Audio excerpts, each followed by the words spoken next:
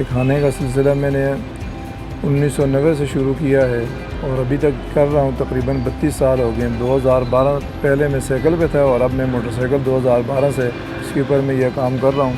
इसमें सर्दी है, गर्मी है, तूफ़ान है, हवा है, जो भी हमें इन लोगों को खाने पहुँचाने हैं। मेरा नाम अब्दुल हन्नान दुरानी है। मेरा ताल्लुक़ ज़िला बड़ग्राम से। जब मैंने पढ़ाई छोड़ी तो फिर बेरोज़गारी थी, वाले साहब हमारे बीमार रहते थे।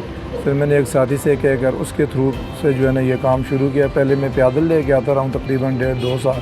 उस वक्त हमें टिफ़िन का मुआवजा देते थे 30 रुपये और अभी 2022 हो गए, बामुश्किल ये लोग हमें 1500 रुपये देते हैं, उसमें भी ये खुश नहीं है।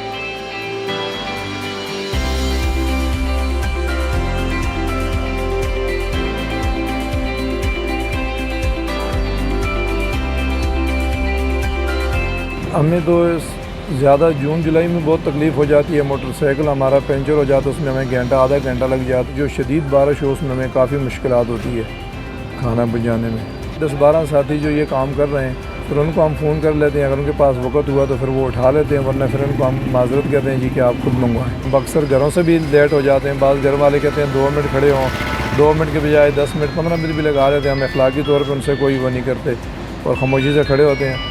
बात गुस्सा भी करते हैं, रल मिल कर फिर हमें चलना पड़ता है। हम कुछ नहीं कहते, खामोश होकर टिफ़िन रख कर चले जाते हैं। तो वक्त हमें बहुत अफसोस भी होता है कितने अरसे से हम इनकी खिदमत करते हैं और जब हमारी किसी चीज़ ज़रूरत की चीज़ होती है हमें नहीं कहते हैं तो इनको बहुत गुस्सा आ जाता है। तो उस वक्त हम कहते हैं कि हम ये काम ना ही करें तो अच्छा है, लेकिन मजबूरी से करना पड़ेगा।